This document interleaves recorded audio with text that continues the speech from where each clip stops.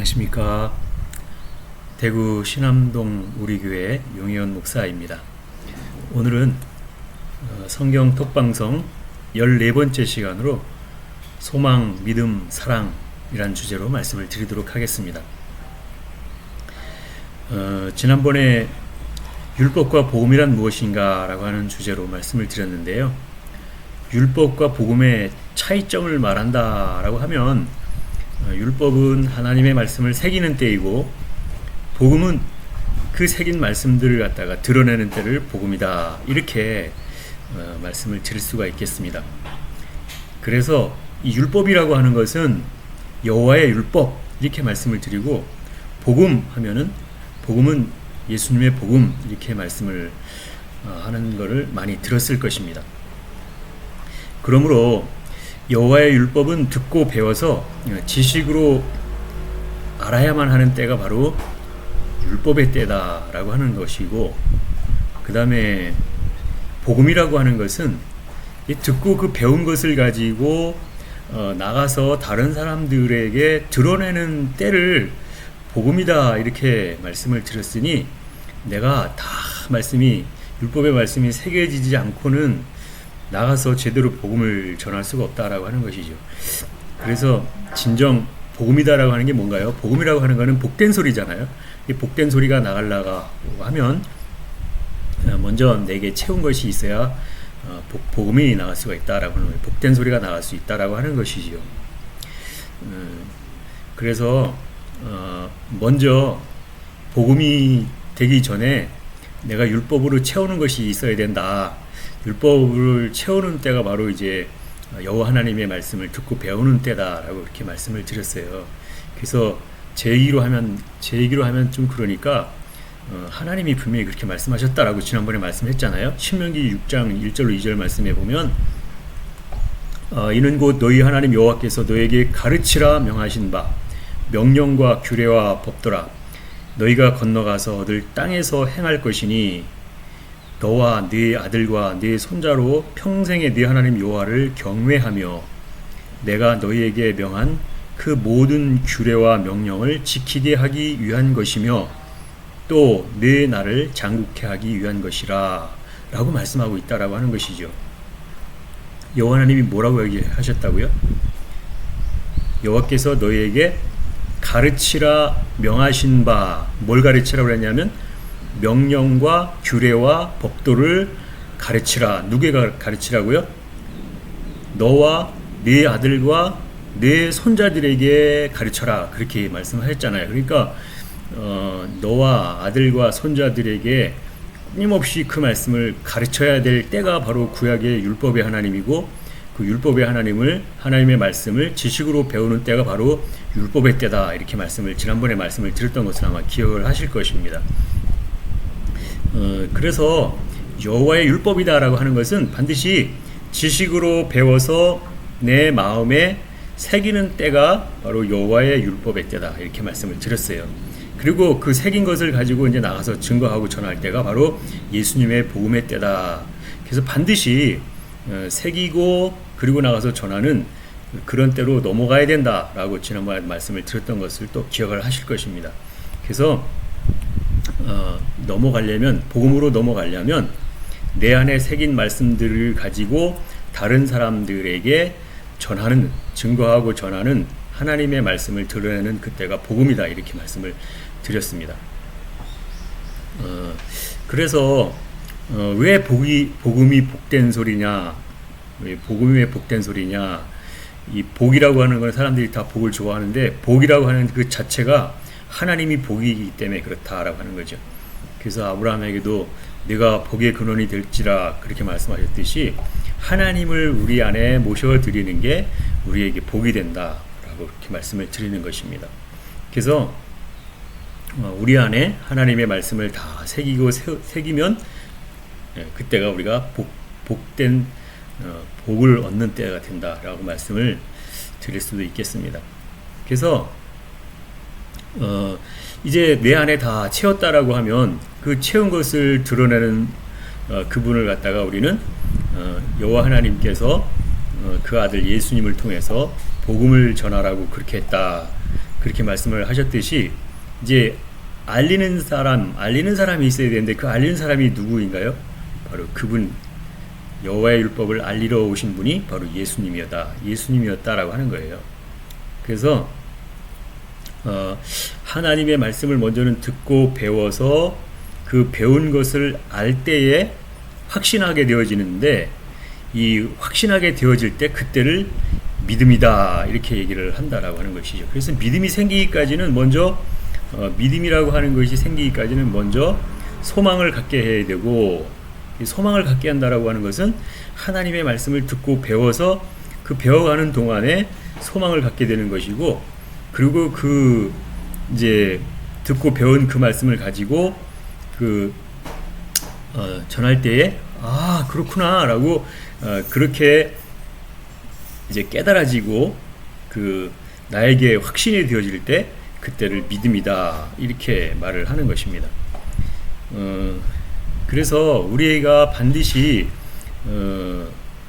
소망이 있어야 되고, 그 다음에 그 소망이 믿음으로 되어야 되고, 그 다음에 믿음이 나중에는 사랑이 되기까지 해야 되는 그런 단계를 거쳐야 되는데요. 그 한마디로 말씀을 드려서 지난번에 히브리서 11장 1절에 말씀을 드렸어요. 믿음은 바라는 것들의 실상이요 보지 못하는 것들의 증거니, 그렇게 말씀을 드렸을 때에 바라는 것은 소망이지 그건 믿음이 아니잖아요.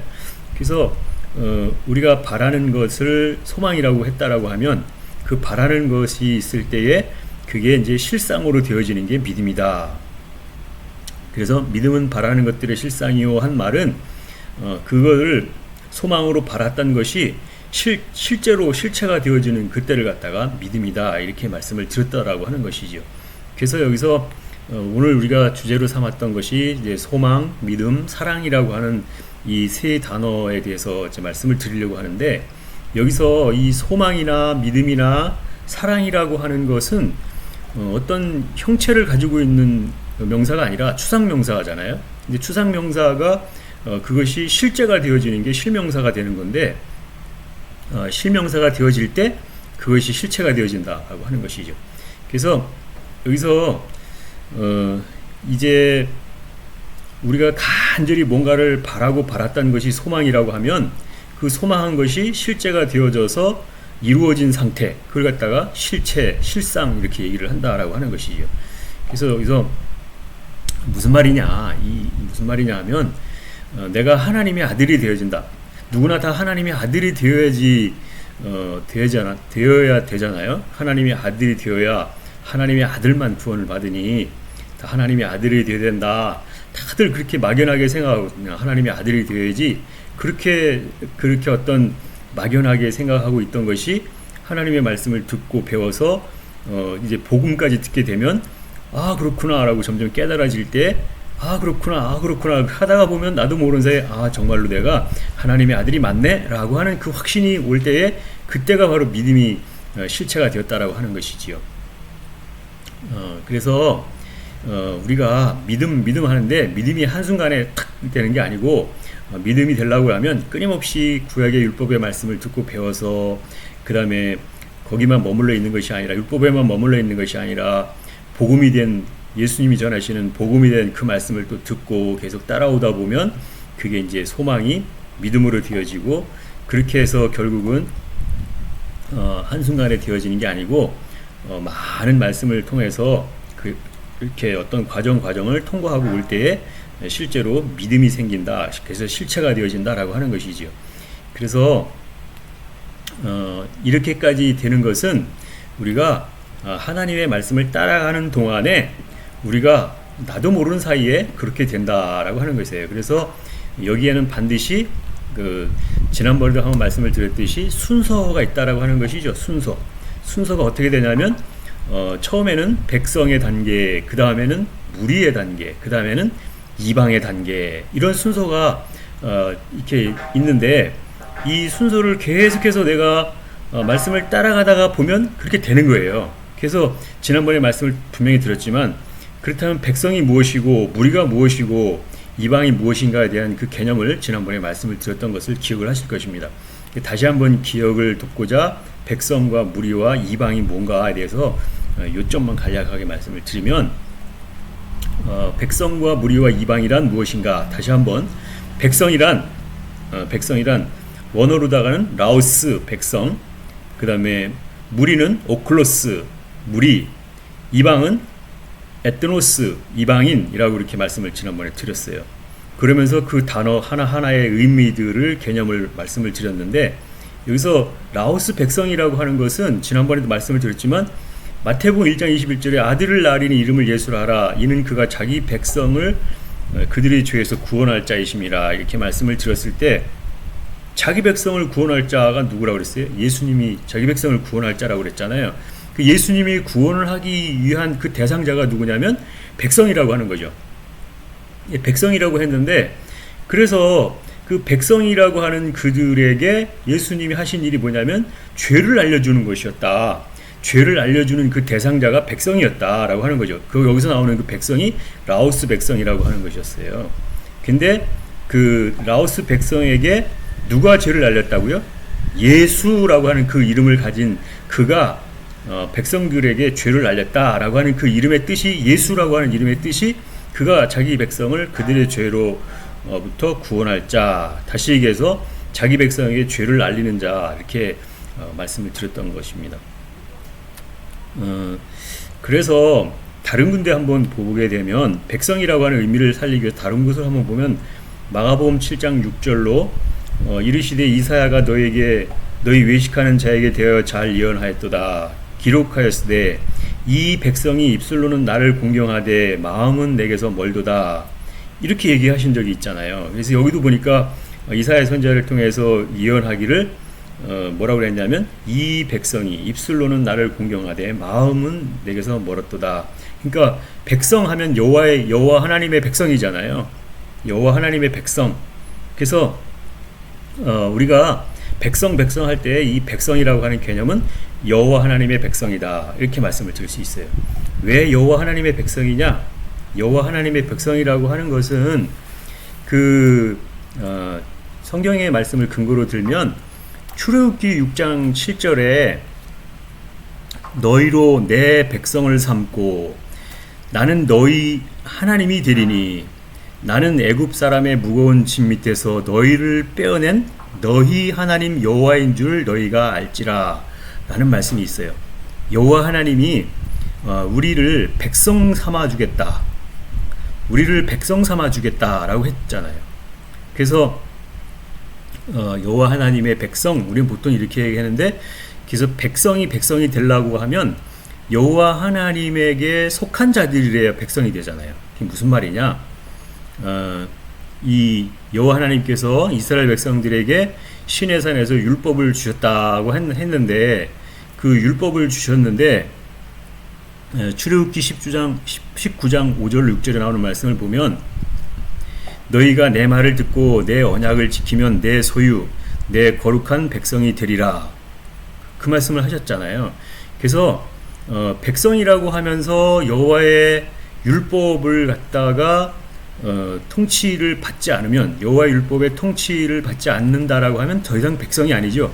왜냐하면 그 율법을 주시고 나서 그 말씀을 너희가 내 말을 듣고 내 언약을 지키면 내 소유 내 거룩한 백성이 되리라, 그렇게 말씀을 하셨으니까 만약에 그 말씀을 듣지도 않고 언약을 지키지도 않는다고 하면 하나님의 소유도 아니고 하나님의 백성도 아니라고 하는 것이죠, 역으로 말해서.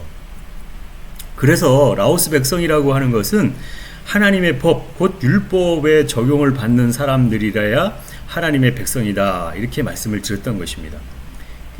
우리가 지난번에도 말씀을 드릴 때 대한민국 국민이라고 하면서 대한민국 국민이 다 누구나 그 적용을 받아야 될 헌법을 부정한다라고 하면 더 이상 그는 대한민국 사람이 아니다, 이렇게 말씀을 드리면서 법에 적용을 받는 사람이 그 나라 국민이 됐듯이 하나님의 법에 적용을 받는 사람이라야 천국 백성이다, 이렇게 말씀을 드렸던 것입니다. 그래서 오늘날 문제가 된다라고 하는 것은 천국 백성이 되고 싶다, 천국 가고 싶다, 이렇게 얘기를 하면서도 하나님의 율법은 필요 없다라고 하는 모순된 얘기를 하고 있는 사람들이 너무 많다라고 하는 거예요. 하나님의 법을 따르지도 않는데 무슨 백성이 됩니까? 천국에 들어갈 수 있는 유일한 방법은 여호와의 율법이라고 하는 백성에 속하는 그 과정이 없으면 결코 될 수가 없다라고 말씀을 드렸어요. 그래서 백성이라고 하면 하나님의 법 테두리 안에 적용을 받는 자들이 백성이다 라고 말씀을 드렸습니다. 백성의 개념을 지난번에 말씀을 드렸어요. 백성이 되려면 어떻게 백성이 된다고요? 끊임없이 여호와의 율법을 듣고 배워서 그 법에 적용이 되어지는, 그 법에 속한 자가 되었을 때 백성이라고 그랬다라고 말씀을 드렸죠. 반드시 먼저는 그게 필요하고, 다음에는 뭐라 그랬습니까? 다음에는 오클로스, 무리라고 하는 말씀을 드렸잖아요. 무리가 되려고 하면 반드시 또 따라야 될 것이 있다라고 하는 겁니다. 오클로스, 무리라고 하는 것에 이 무리라고 하는 단어의 파생어는 어디서 파생이 됐냐면 에코라고 하는, 에코는 잡다, 소유하다 이런 뜻인데,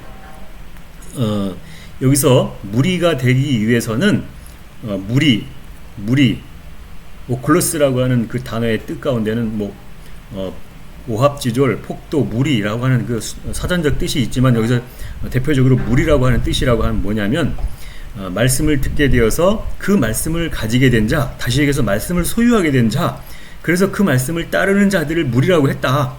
그 말씀을 따르는 자들이 누구예요? 예수님을 따라왔던 사람들, 예수님을 따르는 사람들이 무리라고 했다. 그러면서 마태복음 4장 25절, 갈릴리와 데가볼리와 예루살렘과 유대와 요단강 건너편에서 허다한 무리가 쫓으니라 그랬을 때, 무리라고 하는 게 오클로스인데, 무리가 누굴 쫓았다고요? 갈릴리와 데가볼리와 예루살렘과 유다와 요단강 건너편에서 허다한 무리가 예수님을 쫓았다. 그렇게 말씀하고 있다라고 하는 것이죠. 예수님을 따르는 자, 예수님을 쫓아가는 자, 예수님을 쫓은 자는 사람, 하나님의 말씀을 따라가는 사람들이 무리라고 하는 것이죠.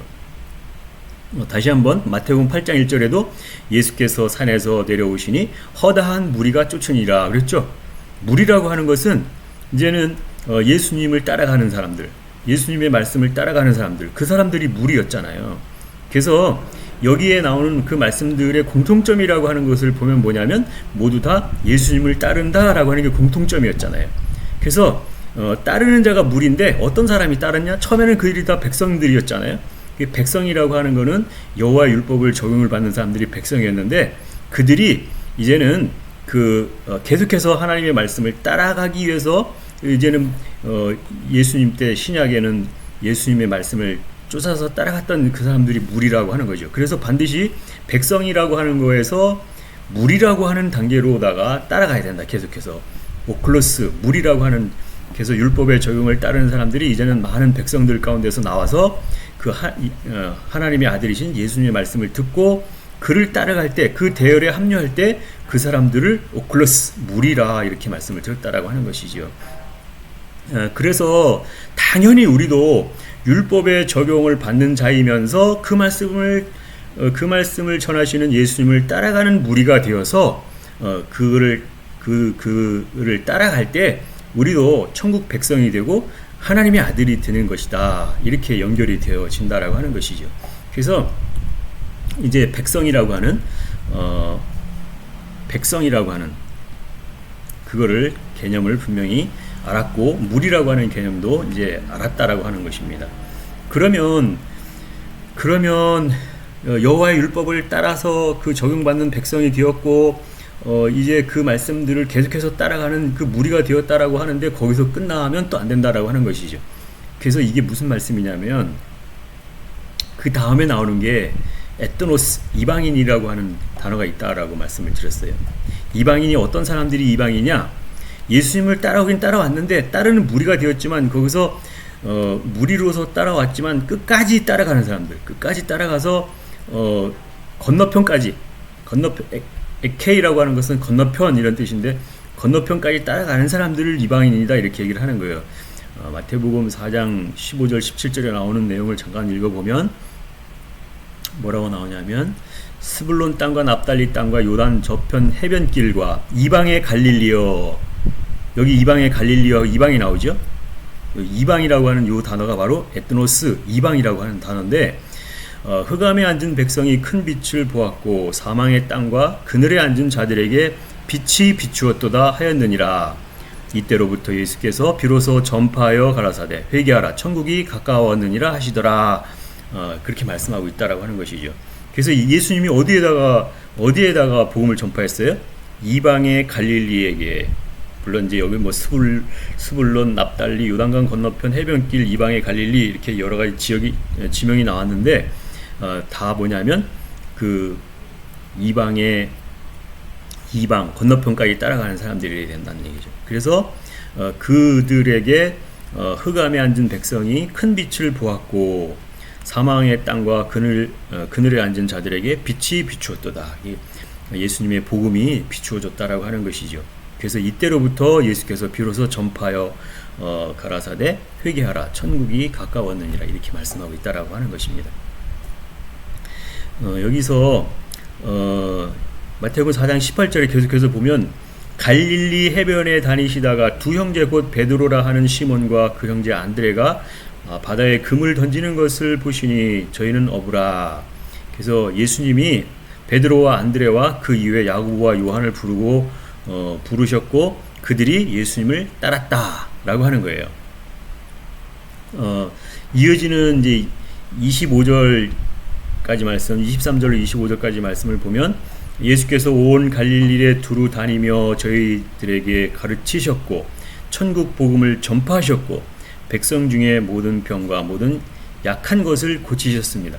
그래서 그 모든 앓는 자, 곧 각색 병든 자, 고통에 걸린 자, 귀신 들린 자, 간질하는 자, 중풍병자들을 고쳐주었습니다. 그랬더니 그들이 갈릴리, 데가볼리, 예루살렘과 유다와 유단강 건너편에 허다한 무리가 쫓았다 그랬잖아요.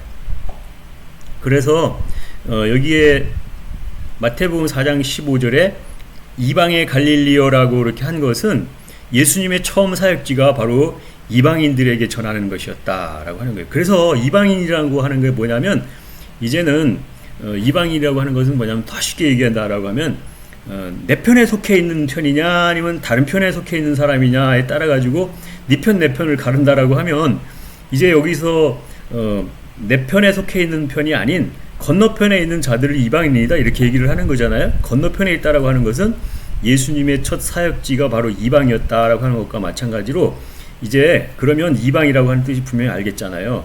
이제 백성이면 다 여호와의 율법을 따르는 자들이었고 그래서 여호와 율법을 따르는 자들이었으면 다 내 편 이렇게 얘기를 했을 텐데 이제 백성들이 예수님이 가르치는 그 율법과 복음이라고 하는 걸 듣고 나니까 율법에만 머물러 있지 않고 복음으로 나간 자들이 있다라고 하는 거예요. 그러니까 복음으로 나갔다라고 하는 것은 율법에만 머물러 있는 자들의 입장에서는 내 편이 아니라 건너편으로 넘어간 사람들이니까 그들을 갖다가 뭐라 그래요? 내 편이 아니라 내 편 이렇게 건너편 이렇게 얘기하는 거잖아요. 그래서 건너편을 에케이라고 하는 단어인데 이 건너편이라고 하는 것은 그래서 내 편이 아니고 건너편에 있다. 그러니까 그들을 이방이다 이렇게 얘기를 하는 거잖아요.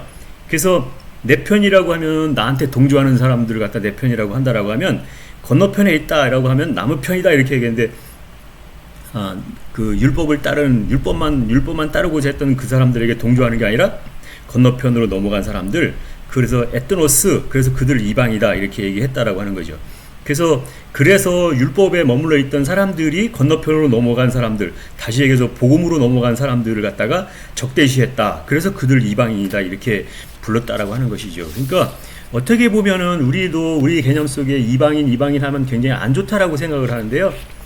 이방인이라고 하는 게 정말 안 좋은 개념으로 생각할 것이 아니죠. 왜냐하면 우리도 반드시 율법에만 머물러 있을 것이 아니라 율법에서 복음으로 나가야 될 그런 존재들이기 때문에 이방인이라고 하는 게 나쁘다라고 하는 개념으로 머물러 있으면 안 된다라고 하는 거예요. 우리도 다 뭐냐면 예수님을 따라가는 건너편으로 넘어가야 되죠. 예수님을 따라가는 건너편으로 넘어가는 게 복음을 전하는 자가 되는 거잖아요. 다시 얘기해서 기억을 한번 더듬어 보겠습니다.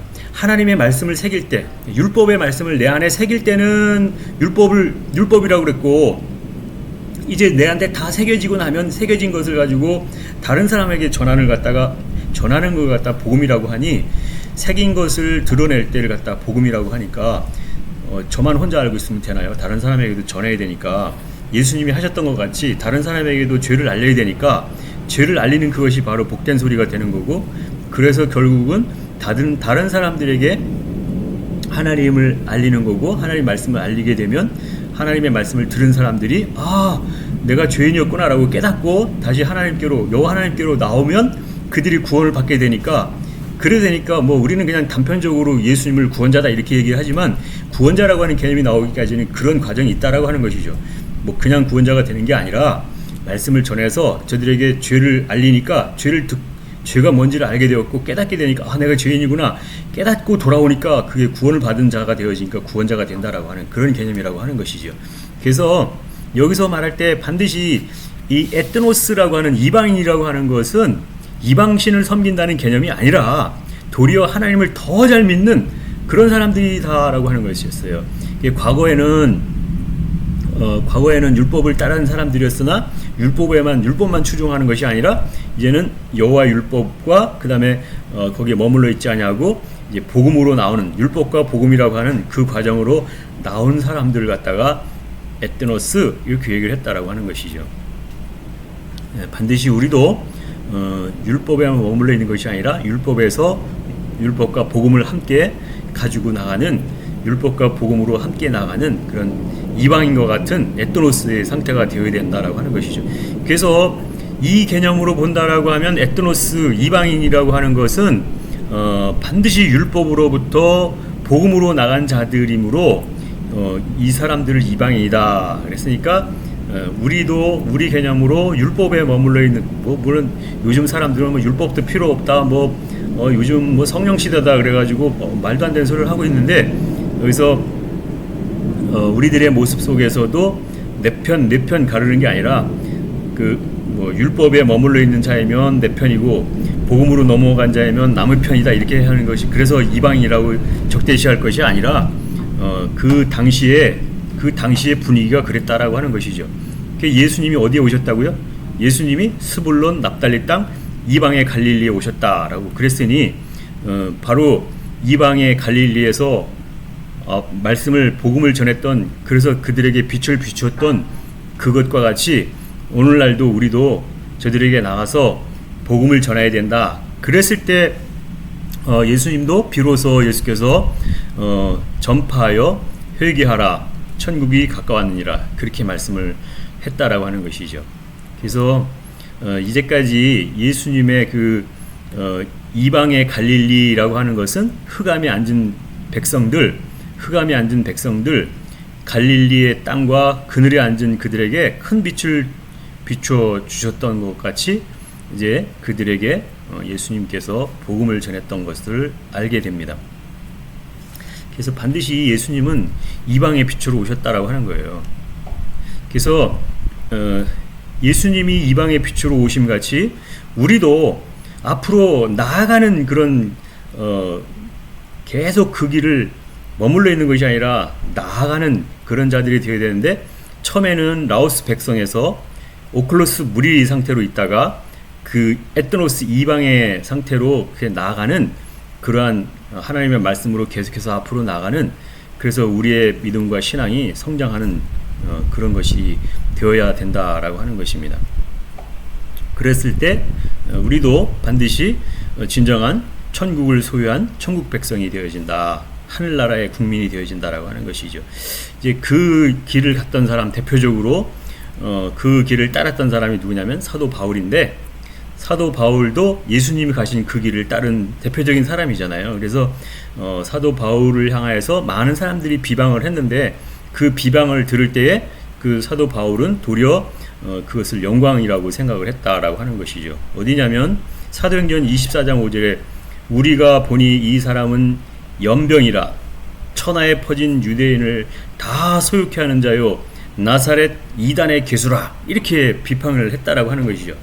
사도 바울을 보고 나사렛 이단의 괴수라고 그렇게 얘기를 했다라고 하는 것입니다.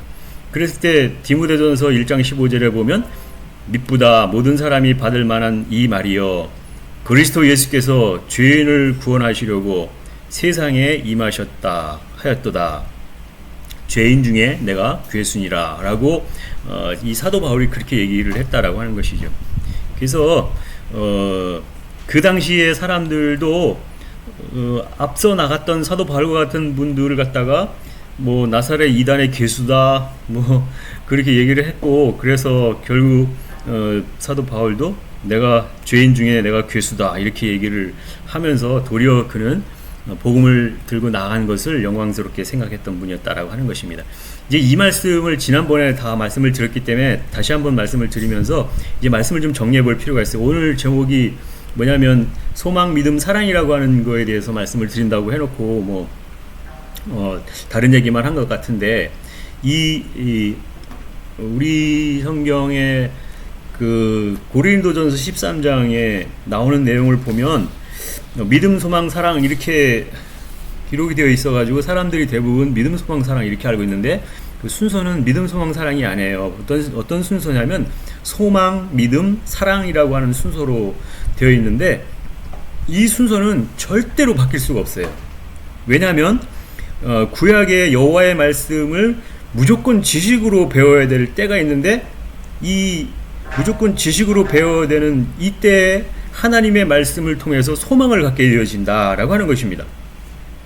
그리고 여호와의 율법의 말씀을 듣고 소망을 가진 자들이 하나님의 말씀을 들을 수 있는 귀가 생겼어요. 예수님도 귀 있는 자는 들을지어다 이렇게 말씀하셨듯이 반드시 여호와의 율법의 말씀을 듣고 소망을 가진 자들이 그 말씀을 따라왔을 때래야 들을 귀가 생긴다라고 하는 것이죠. 그래서 이제 예수님 앞으로 나오게 되었고 예수님이 들려주시는 복된 소리, 복음을 듣게 되었더니 아 그렇구나 라고 하면서 그 말씀에 대해서 점점 알아지고 깨달아지고 확신이 되어지니까 이때를 갖다가 뭐라고 그랬냐면 그래서 신약은 믿음이다, 복음 때는 믿음이다 이렇게 하는 거지요.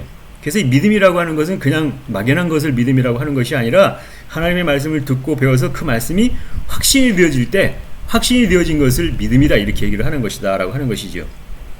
그러니까 반드시 먼저는 소망이 와야 되고 소망이 있어야 되고 그 소망을 가지고 말씀을 따라오고 귀가 생겨서 말씀을 듣고 나니까 이제 확신이 되어질 때가 복음이다, 아니 믿음이다 이렇게 얘기를 했으니 그 이제 여기서 소망과 믿음으로 끝나면 안 되잖아요. 그래서 말씀을 듣고 배운 사람만 예수님께로 나온다 이렇게 했으니 그 예수님께 나왔을 때 그 예수님의 말씀을 듣고 나왔을 때 예수님이 뭐라고 그랬냐면 여호와 하나님의 말씀을 듣고 오지 않고는 나한테 절대로 올 수가 없다 이렇게 얘기하셨어요. 어디냐면 요한복음 6장 44절로 45절에 나오는 말씀을 보니까 그래요. 나를 보내신 아버지께서 이끌지 아니하면 아무라도 내게 올 수 없으니 오는 그를 내가 마지막 날에 다시 살리리라. 선자의 글에 너희가 다 하나님의 가르치심을 받으리라 기록되었은즉 아버지께 듣고 배운 사람마다 내게로 오느니라 그랬다라고 하는 거예요. 아버지께 듣고 배운 사람마다 내게 오느니라. 여기서 예수님이 아버지께 듣고 배운 사람마다 내게 온다라고 할 때 예수님의 아버지는 누가 예수님의 아버지예요?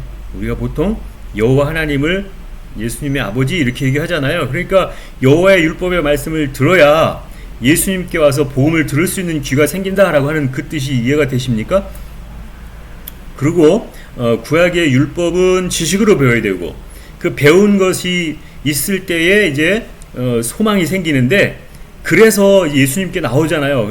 따라오는 사람들이 무리가 오클로스 무리가 되어졌고 그래서 소망을 가지고 예수님께 나온 사람들이 이제 예수님의 말씀을 통해서 듣고 확신을 갖게 되었을 때 믿음이 생겼다라고 하죠. 그래서 오클로스 그들이 바로 예수님을 계속 따라오니까 믿음이 생겼다라고 하는 것이고 마지막 이제 사랑이라고 하는 것은 뭐냐면 소망과 믿음과 이 과정이 없이는 진정한 사랑을 알 수도 없다, 사랑을 할 수도 없다라고 하는 것입니다.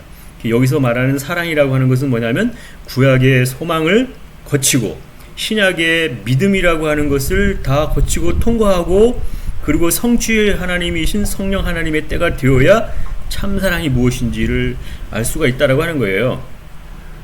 그래서 구약의 지식과 신약의 지혜를 통해서 성취 때에 이제 명철하게 되어지고 이 명철이라고 하는 것은 바로 옳고 그름을 갖다가 판단할 수 있는 능력을 갖다 명철이라고 하는데 그때가 되었을 때 참사랑을 할 수 있다라고 하는 것이죠.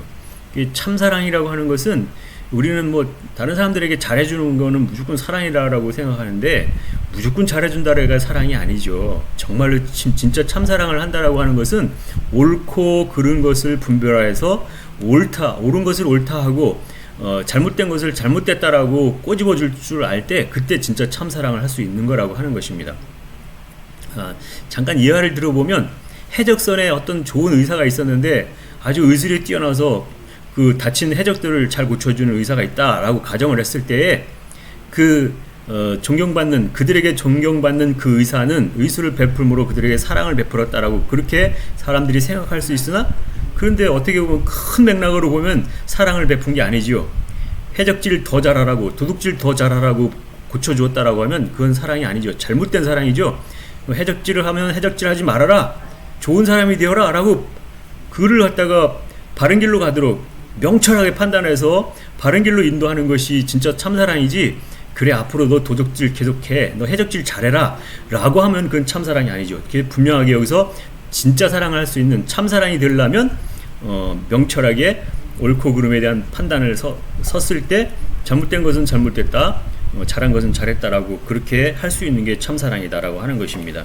그래서 이제까지 우리가 이제까지 알았던 소망, 또 믿음, 사랑이라고 하는 개념에 대해서 말씀을 드렸는데요.